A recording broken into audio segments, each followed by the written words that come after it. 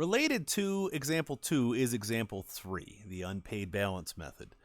It's not always credit cards that you're making payments on. Sometimes it is a bigger loan. And in example 3 on page 411, we see that it's for a student loan that we're paying off. It says, assume that you just graduated from college with $35,000 in student loans.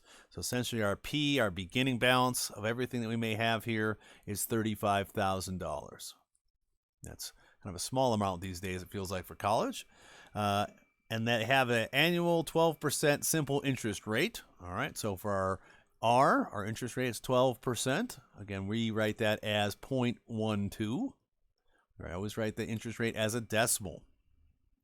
In order to reduce your debt as quickly as possible, beginning next month, you're going to pay $500 towards the loan. All right, so it sounds like a payment is going to be $500.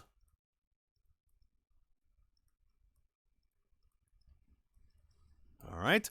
How much will you owe on your loan? Well, we kind of need to figure out what the interest is going to be every month. You know, these loans, the interest recalculates every month depending on what the primary balance is.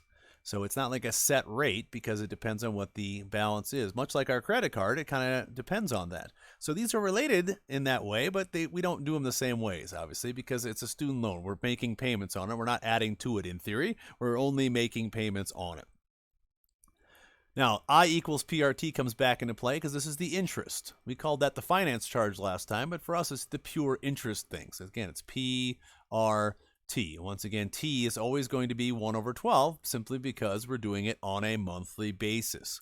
Okay, so first we need to figure out what is the interest. What in the first month, how much interest are we going to be charged on this? Well, the interest is going to be our P, our $35,000. The R, 0.12, and our T of 1 over 12 yet again. So let's bring up our calculator and calculate.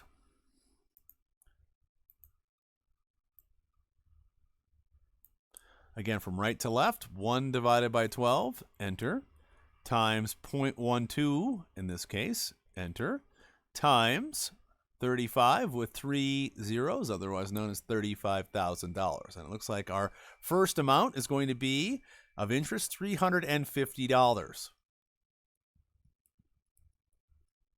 Well, that's good, I guess. We figured it out. But here's the bad news, right? So we make a $500 payment.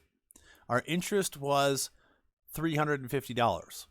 So 500 minus the 350 is $150.